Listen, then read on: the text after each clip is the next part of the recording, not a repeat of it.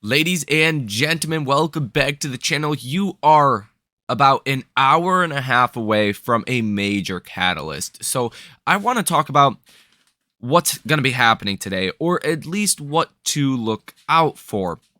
And in regards to AMC, how this all could affect AMC and the short sellers. So let's get into all of this information. Hit the like button and subscribe to the channel if you have not done so already. So big catalyst today is Fed Jerome Powell, hence why you need to watch this video before 2 p.m. today. The catalyst will come out at 2 p.m., or at least one of them, and that's going to be the initial report. So you're going to get the Fed report coming out at 2 p.m.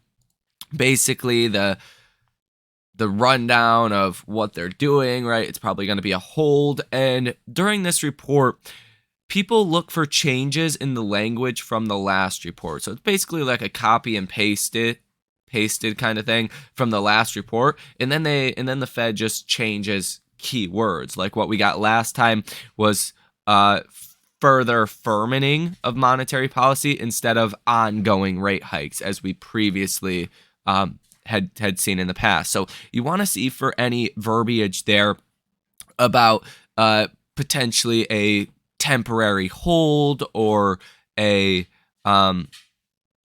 something that indicates maybe temporary, but that they will continue to raise rates at some point in the future if they need to. That's kind of what to be watching for during this report. But also at 2 p.m., which is going to hold a lot more precedence, is the economic projections, the summary of economic projections. Now, this is essentially a dot plot of where Fed members expect interest rates to go over a time frame. So you're going to have the 1-year interest rate projection, and the previous was 4.3%. You're going to have a 2-year projection, and that was 3.1%. And then the current projection, which is 5.1%, basically the terminal rate.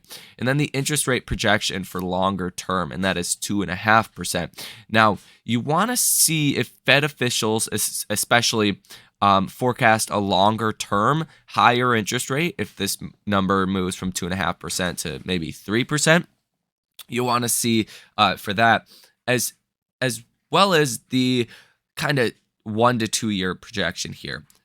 I don't expect the terminal rate to really move above 5.25 or 5.5%. I don't think the markets are expecting that. I don't think that's going to happen. But what you've seen recently is great economic data. I mean, all things considered, some things like retail sales, consumer sentiment, some things have been pretty negative, but you're seeing a very strong labor market. You're seeing some very strong signs for the economy. Now, this has forced rate cuts out of the projections for 2023. Now investors are possibly expecting a rate cut in December. You're no longer even expecting a rate cut in November, but stocks are ripping off of this, and stocks are at their most expensive level since 2020. You're almost more expensive now than you were in 2020 based off of a forward PE. Now, why this is kind of interesting that stocks have been going up as kind of rate cuts have gotten priced out of this market is because why rate cuts are essentially being priced out. You were expecting 3 to 4 rate cuts 2 months ago when it looked almost certain that we were heading into a recession pretty quickly. We were pricing in those rate cuts because of a recession. Typically, when the Fed cuts rates because of a recession, that's not good, or some kind of economic hardship. That's usually not a good thing. It's usually not a positive. That's why stocks tend to fall after rate cuts, at least as history would support. And there really isn't too many times in history where the Fed cuts rates because inflation went down and the economy did fine, aka that soft landing.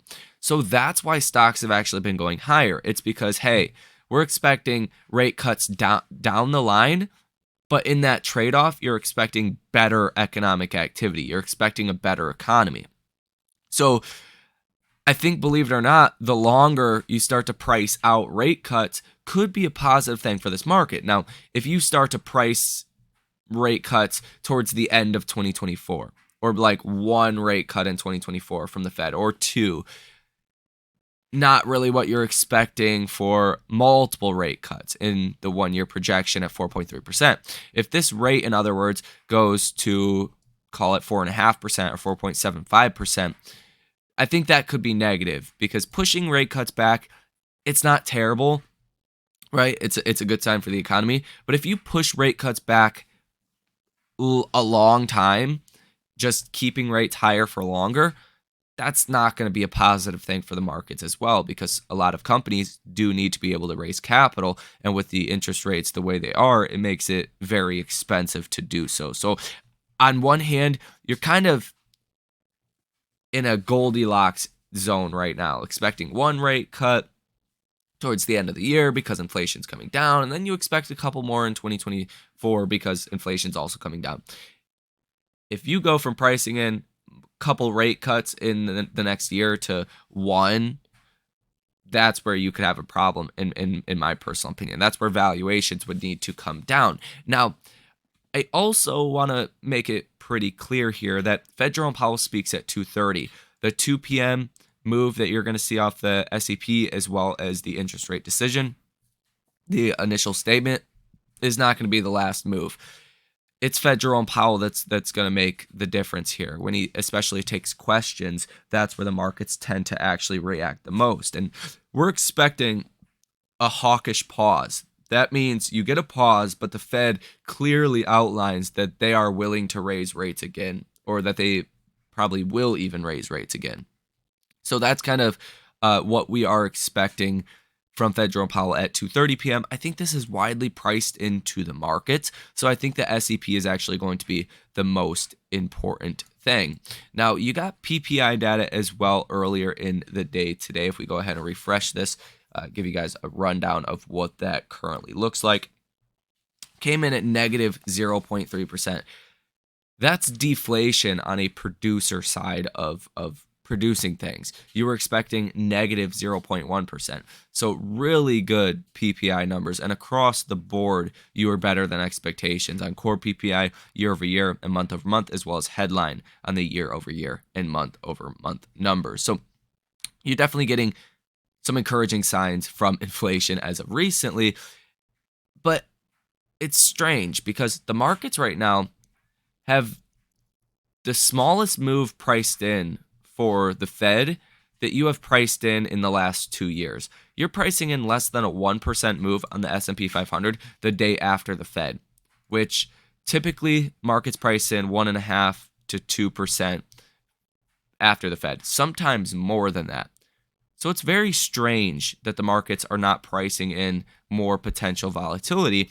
And volatility itself is at the lowest levels you've seen since before the pandemic, right? Before the initial COVID crash. If you look at the Fear and Greed Index on CNN, I mean, you're at 81. You're in extreme greed territory. And 1 month ago, you were in greedy territory. 1 week ago, extreme greed. And now you're in extreme greed even more. And it's one of those things where some of your downside premium after the debt ceiling has gotten destroyed, that maybe that's where you could get some downside from here. Usually it's not when everyone is hedged out for the downside that you get the downside. It's when nobody really is hedged out for the downside. And you can see the put to call ratio on the S&P 500 as well is at levels that we have not seen in a very long time. So I do think that makes it a little bit more difficult to read and potentially could give you a bigger move to the downside, guys. So low volatility might make sense to have a little hedge on here. And then the Fed, expecting hawkishness, but a hold. So keep those things in mind. I will report back to you guys after the Fed and anything that you need to know. Now, in the meantime, with AMC stock, you're down about 1%, which you're almost $5 per share. You're at $4.96 per share. Yesterday, you broke above $5 per share. You hit a high of about $5.15 per share. You want to break out above this 50-day moving average, which is currently at $5.06 per share. If you can break out above that, hold that level, then you're going to be making that upside move. and eventually break that 100-day moving average at $5.25 per share, and then make your way up to the 200-day moving average at $5.95 per share. RSI is neutral at 52. And you have been in a solid uptrend so far. So I do think that could, continue, right?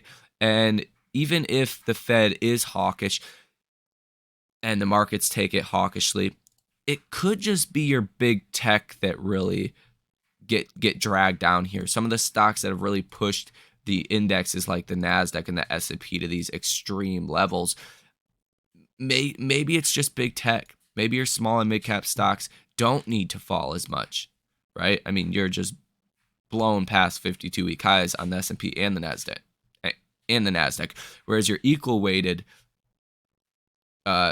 index fund has not done well at all. It's all been top heavy in this market.